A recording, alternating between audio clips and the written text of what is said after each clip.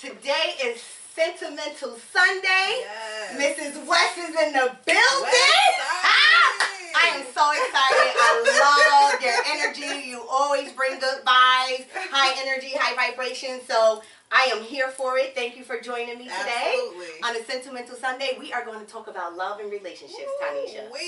I just feel like you are the perfect person for this. We met like younger, because you know you dated a relative of mine. Cupid here. Live Cupid. I have hooked up a few people, right? And I wanted you to join me because I feel like you have so much share, so much to give. And when I look at who my followers are, a lot of them are, you know, young ladies who are in relationships. They might be having situations that they're trying to work through, trying to figure out. And I really believe that once you make it to a certain age, once you've been through a couple of storms, oh yeah, we got some shit we could speak to, oh, right? Yeah. Right? So That's I think having you here is going to be able to enlighten and educate our viewers on, you know, just how to work through storms, what our compromises, our negotiables should be. Oh, yeah. I do have cue cards right here, and I wonder if my production assistant can hand them to me, because I forgot to grab them. But the first thing I want to ask you is, in terms of love, do you think that love is ever enough in a relationship? I think that love is a lot. I think it's more than 50-60% of your relationship. The way someone treats you, you know, their gestures, their mannerisms towards you is a lot in a relationship. So, I mean, no, you don't. You need respect. Okay. You know, you got to have communication, but love is a big part. Love is a big part. And I definitely think love should be the bare minimum foundation. Yeah. Because I think too many times people are like, but I love you, but I love you. Well, I love you too, but love isn't enough. Love is not enough. I need a little bit more than that. Right, because you could disrespect me and still love me. You know, you could do me dirty and still love me. You could beat my ass and still love me. I need something more than just love. I need us to connect. Build on that. What do you think are some of the requirements? Not think. What do you feel are your requirements in any partnership, any relationship? You have to love God. You have to be God-fearing. You know, I had a relationship where the other person was not God-fearing, and it was hard to, you know, talk about certain things. You know, when I went to go to church functions or have the kids into certain things, it was hard because it was like they don't understand, you know, the importance of it for me. You know, it's just a lot of different things that we as human beings, you know, you think about it yourself, like, oh, I don't like this, I don't like that. But when you're in a relationship, it's about compromise. It is. It really is. So you can't just say I if you want to be in a relationship with somebody and they have different thoughts and different views and different feelings about things. And I think too often people confuse compromising with settling. Yeah, no. There's a difference. You know what I'm saying? So if I like going out to eat and my partner like staying in, the compromise would be like, all right, maybe let's get takeout, stay in tonight, but next time we go out. Settling is when they ain't willing to budge or do anything to try to accommodate what your requests It's always what they want to do, and we just have to do what you want to do. No, that's settling. Because I'm not happy. That's not making me happy. There's no, you know, like you said, there's no bending. It's all about what you want to do, and I just have to roll with it. And I'm not that kind of gal. Because eventually it makes you bitter towards that individual. Yeah, they walk in the door, you be like, this.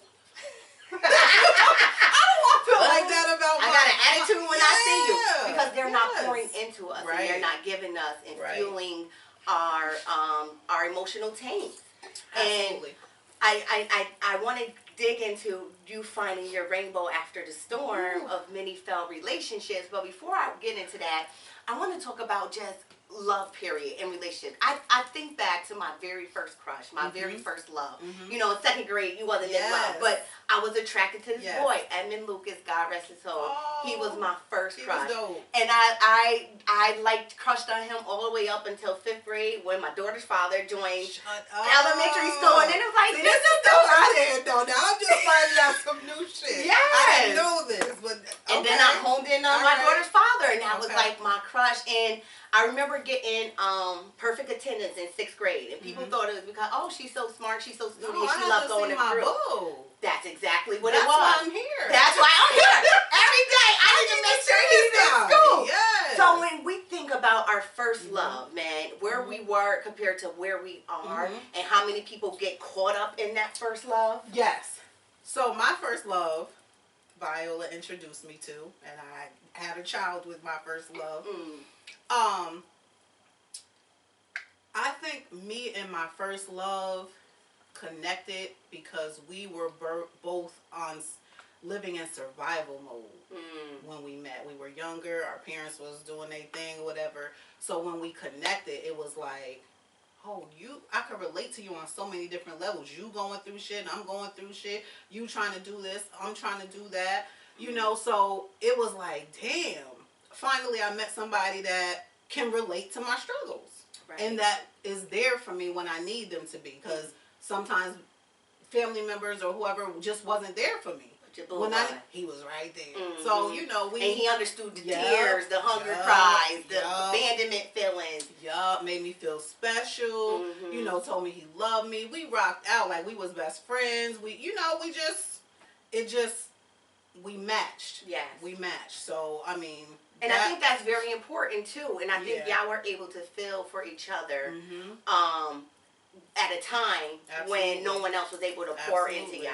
And when we think about our first love, our puppy love, and the feeling we get from that, I never forget my Aunt Kim. Shout out to Aunt Kim. I love Aunt Kim. She said to me, everybody's in love until a child comes around.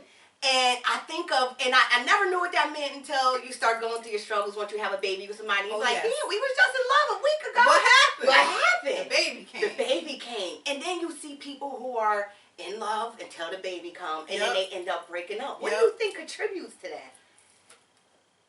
Well, when I had my first kid, I was young. But from young, before I even had kids, I always knew that I was a strong individual. My mom had me, I was just the only kid for a long time. So I had to figure it out on my own a lot of times. So when I got pregnant, Mark was like, oh shit, he was scared. He was like, oh, what you gonna do? What I'm gonna do? I'm gonna be a mother, and you're gonna be a father. So there was no doubt in your mind that you was keeping your child. I was keeping my kid. Like, was there a reason? Did you feel like you needed love, unconditional love? Like, I definitely did. I felt like if I had a kid, I could have somebody that loved me unconditionally, where I felt like I was not getting it. And I could have had something that was mine. Gotcha. Something you know what I'm saying? Something was mine. You know, that I could love unconditionally and get that same thing back. You know, without any stipulations or anything like that. So, I mean, there was never a doubt in my mind. Once I got pregnant, it was like, okay, well, I guess I'm about to be a mother. Yes, I cared about what my family and stuff was going to say, but I can't take that back. How old were you when you had 16. Ah, okay. Yeah. I was young. Yes, but I was already holding down my mom's place. You was mothering anyway. Yes. Okay. Yes. My mom had my sister already. So I basically was a mom, because when I used to come outside to go to show in the house and shit, she was like, we were about to go outside walking. Why you bring your sister? Like, we gotta go check out some honey. You didn't say we were going to the softball party. Right. You just said come outside. Like, I don't know. But she was on my hip. Like, that was mine first. And then when I had my child, I was like, all right, well, I already kind of know what to do. You know, I'm changing Pampers, I'm feeding, I'm going to doctor's appointments, I'm doing all of this stuff. Was there ever any point in that process where you was like, holy shit, scared to death. Yeah. Scared to death. Yeah. I wouldn't even be human if I didn't experience the feeling of being scared or unsure or whatever. Like, no, I was definitely scared as fuck. I was like, I don't know what I'm about to do, but I know I had to. Right. And I always ask God to just give me the strength to get through whatever it is that I need to get through, because that's all I had at some time. Yes. Yes, in the faith of just knowing it's going to be okay. Yes. I had a similar situation. So you know how they say everybody and their mama pregnant? Yep. So I was pregnant with my first child. My mama was pregnant with my little sister. And my baby daddy mama was pregnant with her daughter. Oh, nice. So, honey, it was a baby born in September, October, and January. And they all close. And I remember saying, you know, my mom wanted me to have abortion. And I was like, well... It's my But I asked the dad, I said, what do you want to do? Yeah. He's like, oh, we keeping it. So I was like, all right, well, I got a party. Family. I got my baby daddy with me.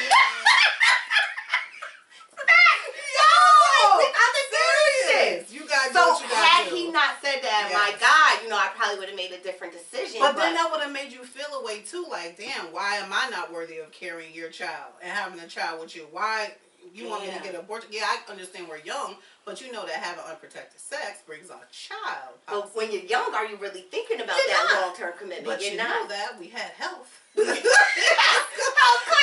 Miss Dwyer taught us a lot of shit in school. She was serious with it. Serious. Right. But we do. But I needed to know I had a partner in this, and I wasn't making that decision on my own. You know what I'm saying? Absolutely. Support is a great thing. Living, even as an adult. Yeah. Even as an adult, like you start from childhood up into adulthood. Support is. You'd be surprised what you can get through when you have support. Things that you couldn't even imagine getting through. If you have support, it's like a walk in the park. Yes. Funny you say that. When I did the interview with Mark Lewis, my cousin, he mentioned. I watched it. Yes. Excellent. And he talked about the village. Awesome. And I always say, I got where I got because I did it myself. I got to where I got because I did it myself, but I didn't do it alone. Right. I can't you put praise the footwork in, but you had. I had the village.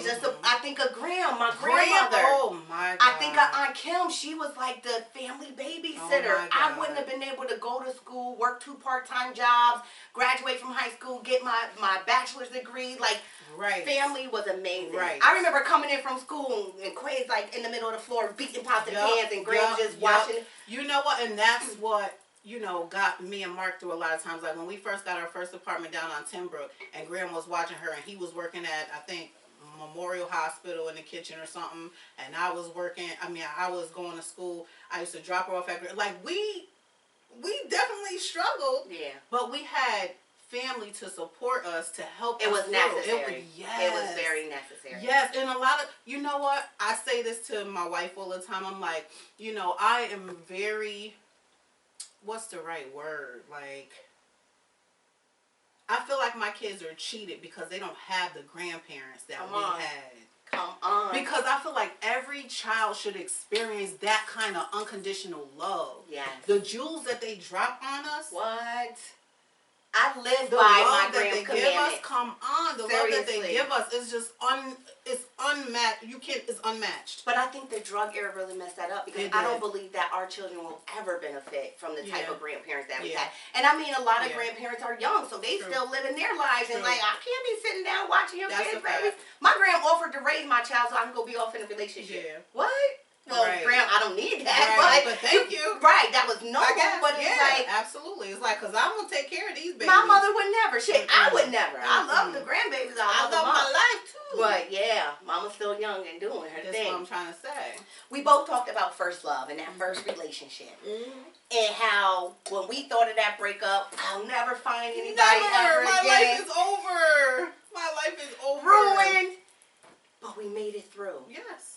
And then we got into the next relationship. And that one might not have worked. Right. And we made it through. But you know what? We're going through different relationships and, you know, just seeing how different people, everybody raised differently. You can't expect all men to act the same. You can't expect them to respond the same to different situations. But what I have learned is that you have to put less expectations on people. We expect too much from humans. Yeah, you think so? I do. So do you think, being in a relationship, right, we can have expectations of our partner, and that is too much? We should allow them to... No, you can have some expectations. Not too many. Right. Okay, so we got to draw the line somewhere. Yes. Where? Can you, for the person who may not know, like, ooh, where did I stop? So you say, oh, I would never do this, but you and him is 2 different people. And that's why you probably are together, and that's probably why you're in a relationship, because y'all 2 different people. And y'all mesh. You understand what I'm saying? So you can't expect everybody to respond or react the way you do, because everybody is different. That's what makes the world go round. So you can expect your partner not to cheat or not to lie or not to be, you know, a savage. Yeah, that's what we require because you didn't marry that.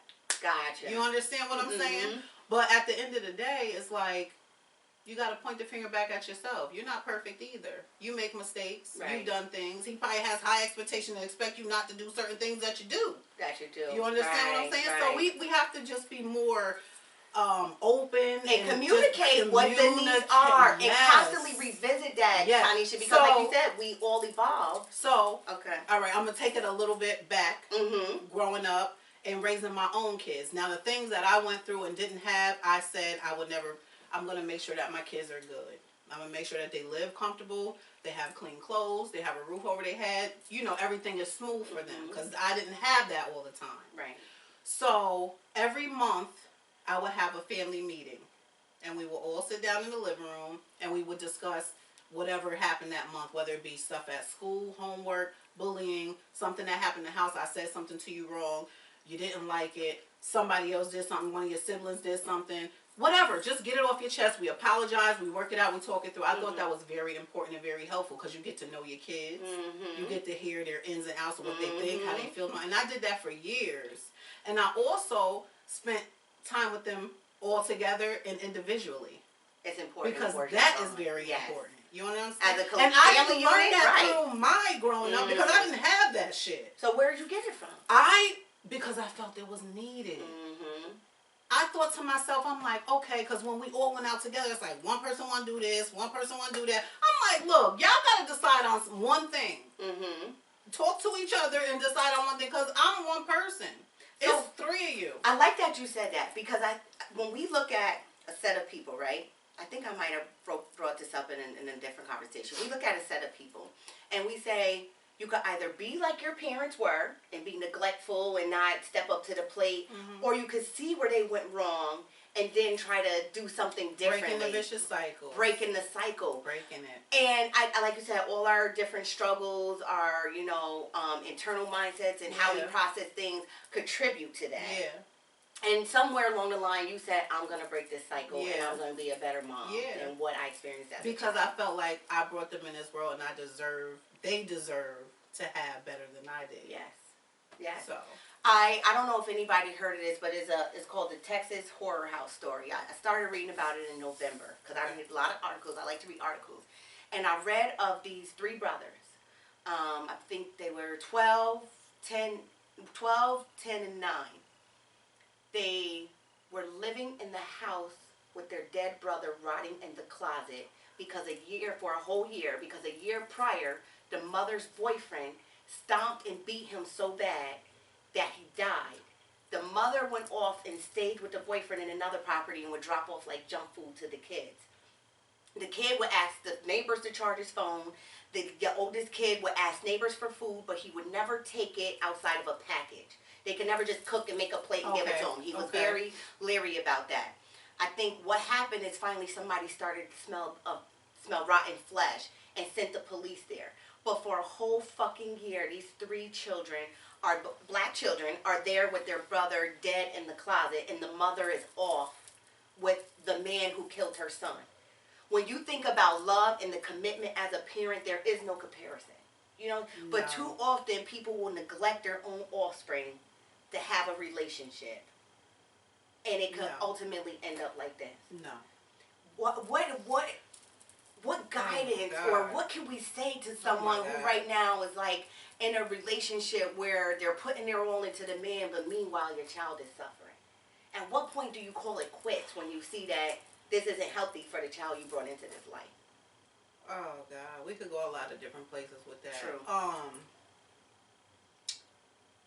I don't know. I can't speak for everybody, but I feel like if the person that you're with is not willing to show the same love and compassion and respect and care for somebody that you brought into this world, it's a no-go. That's a no-go. Now, unknowingly is one thing. But if you know and you see that this person is definitely not accepting your child, then that's a problem. Yes. That's a problem. That's why I say therapy is very important. Auntie, for people. Let's shout out therapy for black people. Woo, we need it. We all need it. A lot of men. Ooh. A lot of black men need to start going to see a therapist. And do you think that decision to do so comes with maturity, or do they need something so bad to happen in their life that forces them to? Sometimes it takes the very traumatic, very devastating situation for somebody to go start seeking therapy. Yeah. And sometimes, it takes for other people to make them aware of the benefits. bullshit. Yeah. But of the bullshit that they're doing, you know, and how the they're benefit hurting of people. seeking help. Absolutely. Yes. If you don't choose to grow, if you choose to just remain miserable and just a fucked up ass person, then don't get therapy. Just continue to be you. That's why you're gonna die alone, and nobody's gonna be there when you need them. And that's how most of it goes.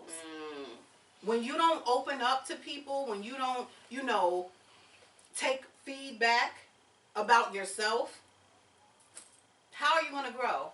None of us are perfect. The hardest thing for people to do is look in the mirror and accept that they have shortcomings. Yeah, I've been there. Yeah. I've been there. I didn't think I was perfect, but I'm like, I ain't doing nothing wrong. Like, how long you been in therapy? Oh, since my mom passed, I've been trying to do this thing. Okay. And the first therapist I had, I'm like, I really wasn't clicking. I didn't feel like I was getting anything. But now I have a black female therapist. Nice. And I don't know if it helps, but it makes me feel better that I have somebody that kind of looks like me, that I can vent to and express it, because maybe she's been through some things herself. I don't know. But even helps. to be able to identify with the black struggle. Yes, it helps. How many chicks, how many times we done been in relationships where we had to do bids with the brother? You never done a bid? No. Word? I'm not doing a bid. I did a bid. So, and I'll speak to that real quick. Okay. I always feel like I'll do at least one bid with you. Right. You know what I'm saying? But I'm the type of person where I'd rather struggle with you than to do a bid with you, because I feel like that only leads to a cycle, and I'm not with the back and forth. Because it's like, if you okay with this time, like, all right, I got arrested again, like, come on, Ma. No. I always said, do you think that's not being a ride or die, though? If you with a man and he get locked up and you like, oh, sorry, I ain't riding with you. It can be a ride or die, but what I'm saying is I'm not doing a bid with somebody because I know a man is not going to do the same for me, and I ain't got time Everybody for ain't no papoose. That's a fact. Everybody ain't no papoose. They're not, and you can ask these guys. And if they're genuine, like, honest guys, they're going to let you know, like, I don't know if I can do 2 years.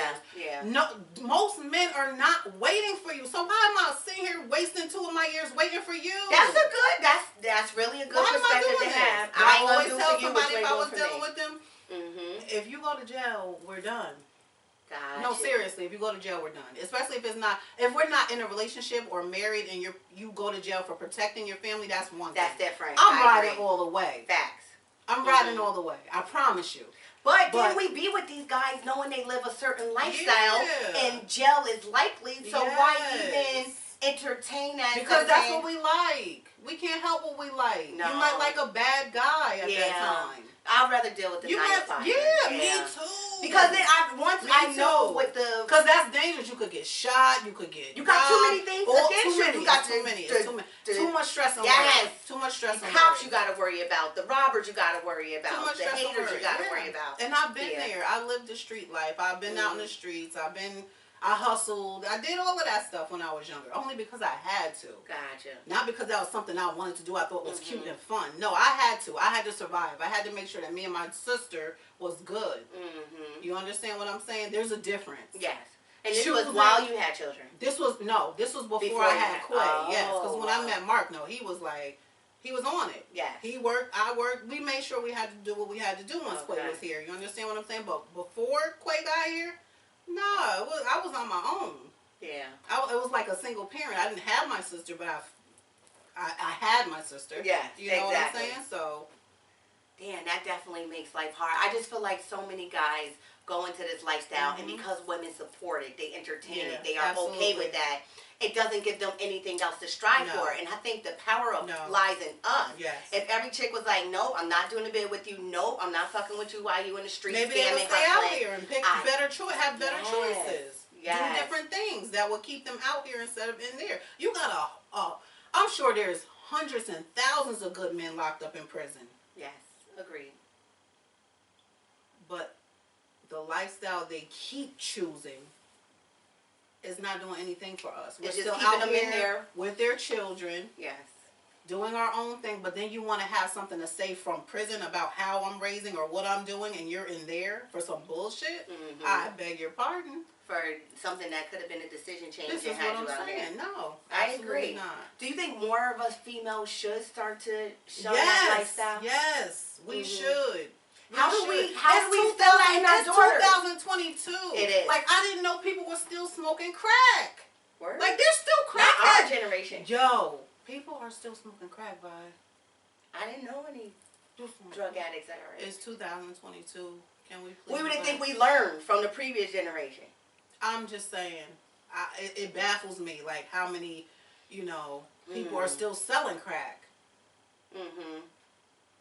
And this has hurt so many different families. This communities. Communities. Tore them down. Straight. So I like that notion though, that I think if more chicks really stop supporting the fuckery that these guys do, absolutely, less of them will engage. We have to learn how to put our foot down and keep it down. Not say, okay, I'm gonna lift it a little, because no, fuck that. We deserve better. Yes. As women, as black women, as mothers, as wives, as girlfriends, we deserve better. What do you say to the people who be like, well, we know our black men made mistakes. They got to do what they got to do to survive. They're in a position where they got to hustle to keep the food and the lights on and things like that. Do you think we're too hard on our black men sometimes? Even though they're getting it from society, they're getting it from the other man, then they come home and they catch hell from us. Should we be a lot more understanding and softer? I think we are very understanding. I think we are very understanding as black women. Like, when you growing up as a black female, you're taught to be strong, be independent, all of this stuff. But it's just like, when we have our sons, look how we raise them and look what we instill in them. Mm-hmm. But then we take some bullshit from the men that we're in relationships with, who our sons are exposed to. Thank you. That look up to. Yes. So, no, we're not too hard on them. They have to step their shit up. Right. They have to step their shit up. There's no exceptions. Like, no. What do you think are some of the requirements we should have of our sons in preparing them for manhood and to be fathers and to be great partners? As a black man, I have always taught my son, both of my sons, but you know how me and Close Dante, our relationship was. We always had different conversations about being humble, being smart, being a leader and not a follower. Mm-hmm.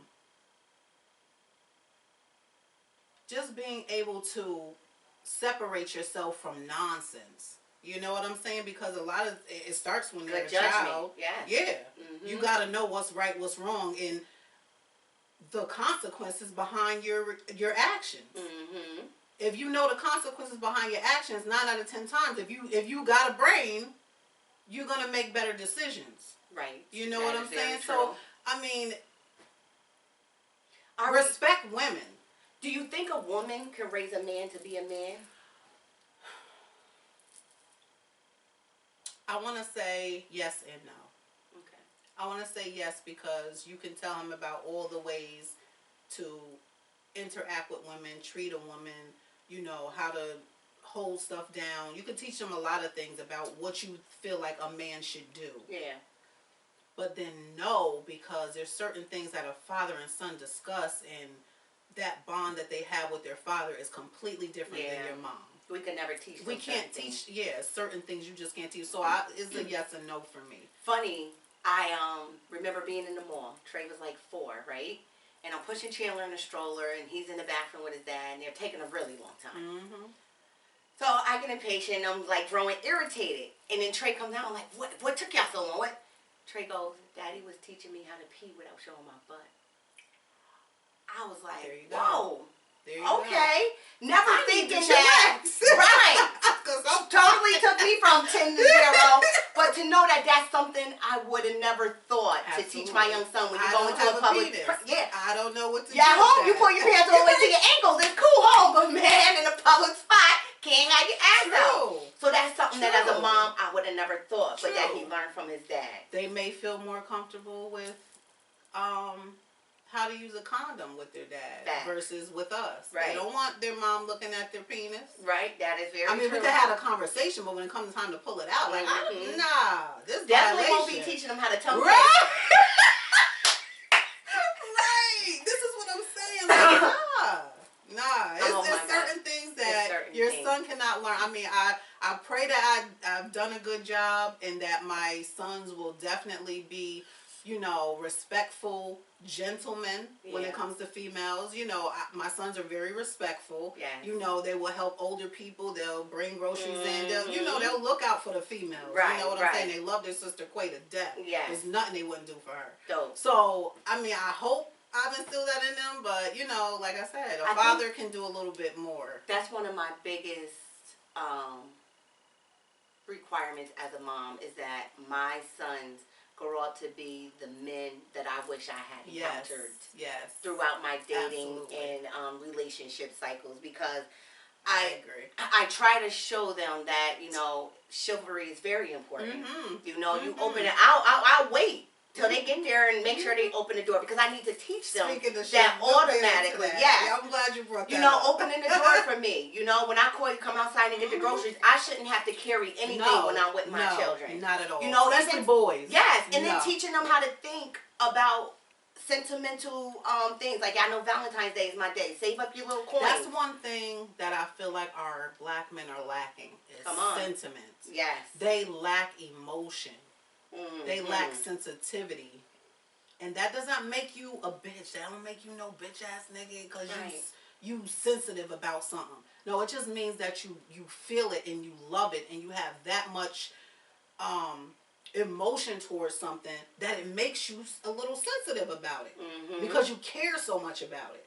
Just like us. I do, but I think society and the environment can harden them. It is. So they it do need to have that. It is how they were brought up. Like, you ain't no bitch, what you crying for? Like, you can cry. You can. You're a human being. You ain't no robot. Absolutely. You ain't got a heart of steel. You feel. Your feelings get hurt. But even mothers will tell us something to man up. That's true. That's not cool. I allow my sons to cry. Come on, baby. Mama check. What happened? So what? All right, now what we gonna do to fix it? What can we continue to do, or what can moms start to do who have young boys who we need to grow up to be men? Because I just saw something where the man created an animated movie, invited all the friends and family, he and his girl sitting up front, the animated movie playing, and it's a story of him and her, and it's like he throws up a box, the boyfriend catches it in the theater and then proposes to her. So she's seeing the whole story unfold on TV, but you know, the thought, the affection, the time that went into that. Absolutely. Why we don't see a lot more of that amongst our community? Because we want that as women. Absolutely. We want to be wooed and wowed. We do. Well, hey, thank God. What you gonna say about chivalry? Okay, so I was in a relationship for about 18 years, and I didn't experience any of that. There was no holding doors open, car doors, restaurant doors, house doors. Yeah, you bring the groceries up and all that stuff because that's what you're going to do. But I didn't experience that. And now, you know, you don't even pay attention to it. You're just like, okay, you're just going on with your life. But then when you have someone that's doing all of that, you're like, yo, I was cheating myself. What you have now. What I have now. Let's get into that shit, because I mean, I've known you for so long, Tanesha, and you've always, no lie, I mean, I can say really great things about you, and you've always had a big smile. You've always been fun to be around, always vibrant personality. Even when you were going through storms with the men, you didn't wear that on you. I never could be like, oh, she going through some shit. I never could tell. But to see you with your rainbow at the end of the storm, the rainbow being symbolic of you really going from man to woman, and seeing you glow and seeing you relish. I ain't gonna front. When I found out you got fucking married, now I love. I was not happy that I didn't know. I was like, what? I know. She ain't tell the Queen of Hearts that she was getting married? Like, it was a trying time for me. Why? It was because my kids gave me a hard time. And you know, I love my kids. That's all I had. So it was it like, because you were with a woman, or because because I dated a female before her. Okay.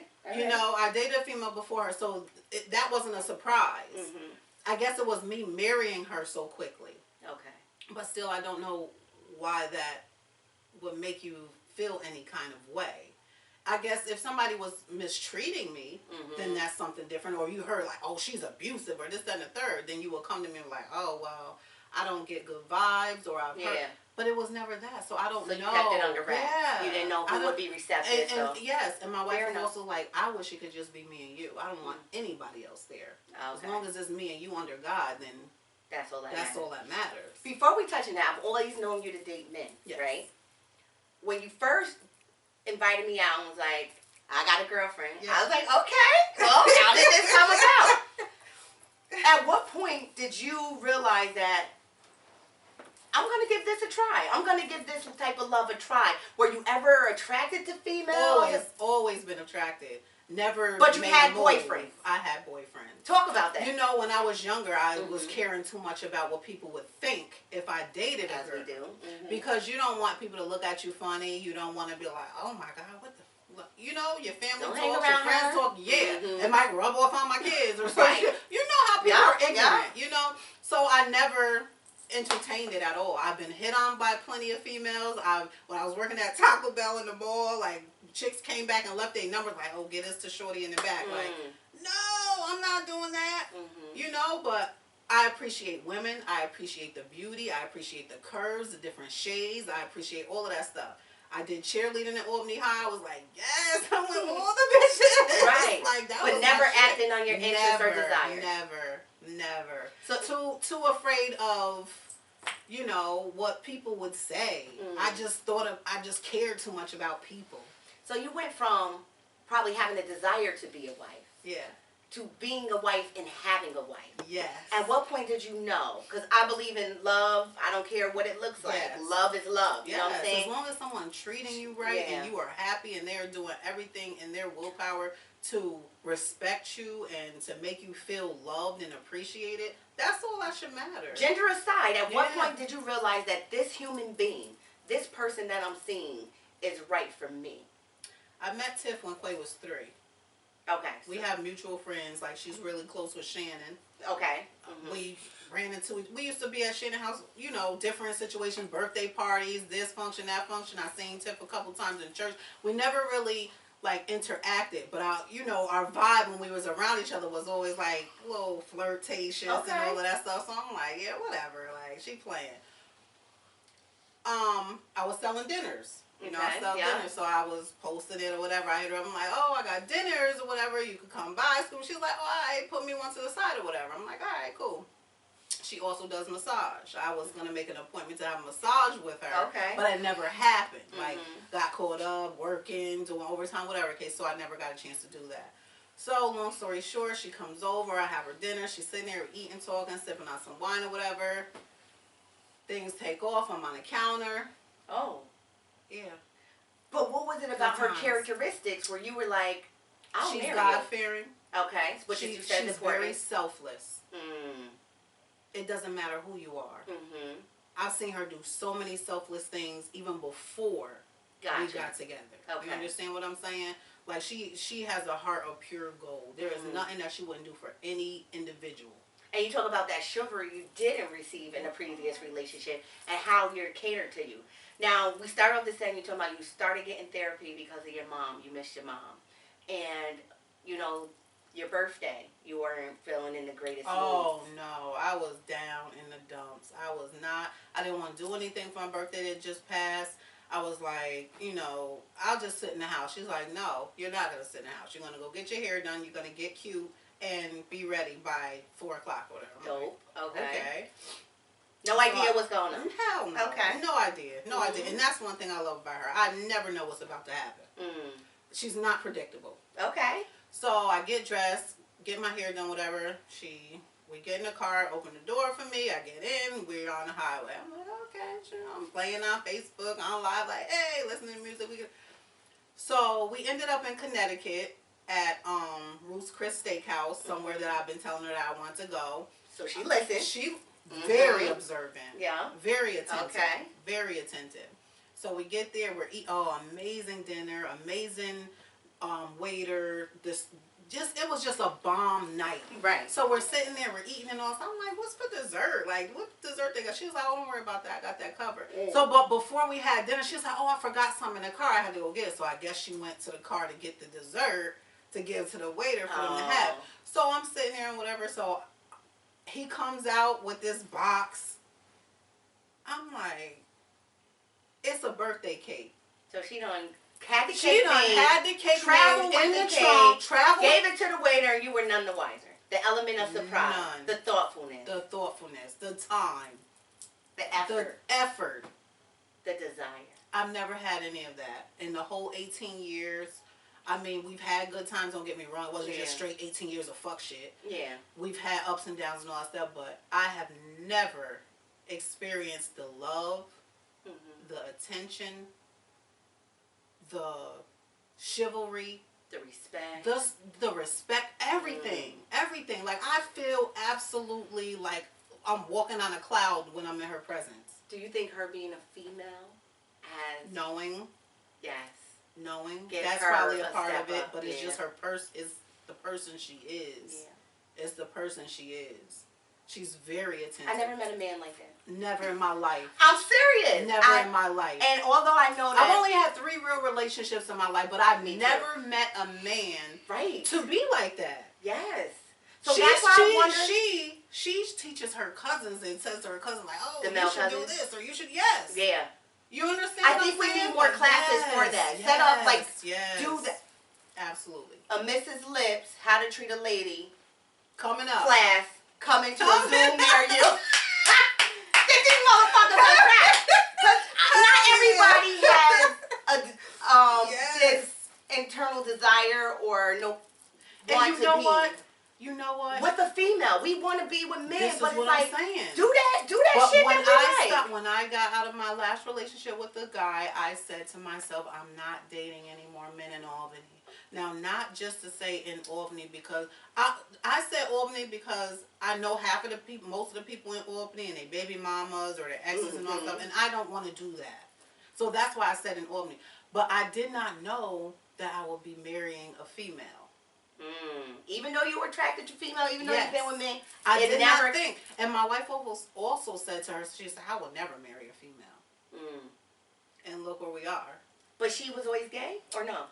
She had relationships with guys, but that just wasn't her cup of tea. Guys weren't. Yeah. But she knew she would be with females, just never marry one. Yes. She said, I'll never marry a woman. Oh, okay. Oh, interesting. And here y'all are. Here we are. Here we are. Dang, it was something you said. I hate my memory. I got so lost in the story. But I guess it's important for a man to be a man's man and to do all of that. Absolutely. And why do you think so many of us settle? Because at this point, it's beyond compromise. We settle. You were in a relationship for 18 years. Yes. 18 years. Okay. So before I even was able to leave my 18-year relationship, I fasted, like I was doing fast, like not eating from certain time to certain time. I prayed constantly, constantly. Like I was in like this place where I felt like there was nothing else left in me to give this relationship. Like I exhausted all my options, everything. I could not do it any longer. And it broke my heart to have to even say to, my youngest son, I gotta go. I gotta go. Yeah. I cannot do this because somebody's gonna be hurt. Good for you. Somebody's gonna be hurt. And I didn't feel peace when I walked in my house. I didn't feel love. I didn't feel happiness. I didn't feel secure. I didn't feel safe. Wow. That's big. It was an emotional roller coaster for me. And I said, no, this is not me. You know how I am. I like to be happy. I like to be cheerful. Like, I can't even be that in my own house. So it had gotten to a point where you was just like, I can no longer do this. Yes. Can you pass us the wine, son? Even before I left the house where we were living together, I started going on dates. I started going on dates. Good for you. Okay. I was like, fuck this. If you can be out cheating and making kids, I can go on a date. I'm not sleeping with anybody. And that's not what I'm ready to do. Right? I'm not ready to do that. But I had met someone when I went on a boat ride in Brooklyn. I had met someone. We were talking. It was good vibes. He paid for my train to come to him. He paid for the whole thing. We went to, where did we go? I we went out. Yeah, we went out of town. He paid for everything. Yes. We went out of town. He paid for everything. I had a great time, and we had no sex. He showed you what it was supposed to be. Yes, he opened yes. doors for me.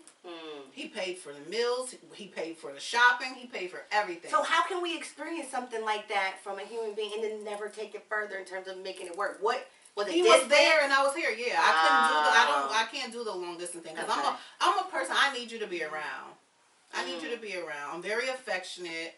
I'm very, like, loving, and, you know, I need you to be there. I can't do a long distance. So, I want to ask you, how were you able to still move on so gracefully and not harbor ill intent in your heart, not harboring ill feelings towards a person that you gave so many years of your life to, who never could step up and be what you needed them to be? Like, do you guys still have a friendship? Do you feel like they're worthy of your time now? Can they even get a hello from you? Or are you just like, I'm done, I'm good, it's about our child? Definitely, we can communicate. We will be able to conversate if we were in the same room. Okay. I don't hate him. But, like I said, I did a lot of praying. I had to talk to God and ask him to forgive me. First of all, before I can forgive anybody else. He had to forgive me for even the thoughts that I had. Oh. Because it was bad. Yeah. It was bad. And I can forgive anybody. Yeah. I don't hold on to any ill will, any hard feelings. That's important. Forgiveness is very important. I'm reading this book now, the one I sent you. And it talks about the spirit of being offended and you holding on to grudges and people that have done you so wrong. But God forgives us every day, every second. time. Yeah. Every time. Yeah. So that's what he wants us to do as well. Right. So that's just something that I'm trying to do more of. And I believe it's easier to forgive when you have healed. Absolutely. Hurt people ain't forgiving. Absolutely. We're holding grudges. We're seeking revenge. Yep. Yeah. I've never been the revengeful type. I'll just stop fucking with you. And you'll like, what the fuck? Why is she acting funny? No, I'm not acting funny, but you know what you did. Yeah. Right. Let's not act stupid. You know what you did. And I don't have to sit back and tolerate this from anybody. I will tolerate zero disrespect from nobody. Ever again. That's what's up. Ever again. And you learned your worth from that. So Absolutely. that's really good. Absolutely. And you were able to walk you know away. what? It's so crazy because you want to do everything for your kids. You want to be there for them. You want to make them happy. You want to make sure that they have a two-parent household and all. And I did all of that for my kids. I stayed in a relationship so long for my kids just to make sure that my kids had that. It was tearing me up. I see the importance of that. I used to be like, when I read and hear stories of people like, oh, well, we stayed for the kids. We waited till they went to college and got divorced. I'm like, who the fuck stays in a tumultuous relationship for their children? But I see the benefit of it. I see the importance because not many of our children get to experience two-parent households. Now I'm seeing that more than ever, you know? And you know what? When they were younger, it probably would have been worse. You know, if I were to have left or whatever the case is. But what does it do to us as women, as mothers? Yeah. You know, we're trying to hold it all together. We're working. We're doing everything for the kids. We're trying to make him happy and all that. He don't give two fucks because he's still doing what he want to do. Do you wish you had thrown in the towel sooner? I feel like there was a lot of changes I should have made sooner. As far as in being in a toxic relationship. I feel like there's a lot of things I should have done sooner. I feel like the first time he cheated, I should have called it quits. But do you believe that we can forgive a one-time error? You can forgive, but you can also move on. Okay, so you can also move on because you played with me one time. So now I'm giving you a second chance to play with me? No. But it wasn't just a second chance. A lot of times they get 12 chances, they 13 too chances. Many. Too many. This is what I'm saying. Why if do you stay, though? Because it's about the love. It's about comfortability. When you're comfortable, it's like, all right, well, I'm not going to talk to you for this 2 weeks or whatever, and then we back. No. Because within that 2 weeks, he could be doing something else. Yes. And if you don't have enough respect for me to come talk to me about how you're feeling, or a relationship that you want to choose to have, or relations you want to choose to have, then you don't respect me. That's no. You don't respect me. Oh my God, Tanesha, I think too often we will hang on, we will hold on to these relationships, hoping for it to get better. waiting for the kids to grow older, wait until we become more stable to be able to move out on our own. But it's like, if there's a will, there's a way. If I got to work 2.5 jobs to be able to survive financially, if I got to be single for a little while to let my heart heal, but we will stay. And it does nothing for us but tear us and break us down. I'm just glad I didn't get to the point where I was so depressed or broken down that I couldn't recover from this. Yes. I'm thankful I have a relationship with God, because he gave me the strength every day I needed to move forward and get up out of there. At what point, I think you tapped on it, but just to summarize all that goodness you just spoke of, at what point... 10 minutes left. We got 10 minutes left, okay. At what point do we assess our situation where it is currently and say, it's worth it for me to hang on for a couple more years, the kid is in middle school, they'll be graduating, or is we just like, you know what, it's not working, it was nice knowing you, we could be friends, let's take care of these kids as co-parents, but we got to end this. At what point is it when you start to feel those changes in yourself and you no longer feel like you have your own identity, or this individual just isn't feeding your soul like they used to? At what point do you say, fuck it, like you said, you wish you would have done it sooner. Right. Not everybody will leave at the first fuck up, you know? At what point do you say your mental, your spiritual and emotional state of mind isn't important to you, or for your kids? Because if you're unstable, what state does that leave your children in? They see everything, and they feel it. You could feel the tension in the household when mommy and daddy ain't right. Exactly. And what is that showing them? So why you continue to put your kids through that? You know what I'm saying? It's not just you. And what are we showing our children? Our son, I have a daughter. Our daughter. I have a daughter. And she heard a lot. She saw a lot. And, you know, if I'm sitting here continuously telling her, oh, don't tolerate this, don't tolerate that, she's like, oh, Mom, but you... It's like, all right, well, you got a point there. I really can't speak on that. But no, I don't want her to be that way. I want her to see me, and I want her to see me as a strong woman. But I also want her to see me as a loving, caring, compassionate, patient, kind, all of that. Yes. But I can go. But not a pushover. No. I love that. Absolutely not. Last question. If you could go back and do love again for the first time, with just experiencing love, what would you do differently? I probably would have dated a female sooner. Oh. Okay. I probably would have dated a female sooner, because the connection you have with a female versus a male is completely different. Whether they're Tiffany or somebody else. We get our nails done together. We get our petties together. So it's like marry your best friend, literally. We talk, we pray, we hang out, we laugh. We have serious conversations. We talk about shit that happened in the past, or our past relationships, all of that stuff. And there's no judgment. Dope. There's no judgment. I think for me, if I can go back and do love again for the first time, I would give less chances. Yes. I would give less chances. That's a great one. I like that. You get stuck in a cycle. And I think once a person showed you who they are the first time, you gotta believe it. Because a leopard doesn't change his Believe it. Because we want something different. We want it to be a different outcome. But if you keep doing the same thing over and over, do you get a different outcome? Not all the time. Absolutely. Insanity. That's the definition of insanity, folks, is to keep doing the same thing over and over and expecting different results. You got something here. Let's highlight what's going on. I have 2 business cards. My daughter, Macquaria, she has Lashes by Quay. She's been doing this for a few years now. Look her up on Instagram, Lashes by Quay. She's awesome. She's very professional. She really is. I can speak to that. She does individual, she does clusters, hybrid, you name it, she can do it. Check out Lashes by Quay if y'all haven't already. Who else? And my wife, Tiffany West, she does, she's a massage therapist. Her business name is Relax at Large. She's licensed. She's been having her own business for about 9-10 years now. Wow. So she is awesome. She works with athletes. She works with older people. She does deep tissue. Maternal massages, anything like that? Yeah. So dope. All that. So dope. All that. So you said it's New York State licensed massage therapist. Relax at Large is her. Is she on Instagram She's on as well? Instagram, yes. Just Call Me Tiff is her on Instagram. Instagram. Check her out. That's dope. All right. 2 small Black businesses that we can support. Yes, and you absolutely. came bearing gifts. Yes. How fucking thoughtful and sweet. I'm so excited. I couldn't come empty-handed. You could have, but I you wasn't. didn't. But that's...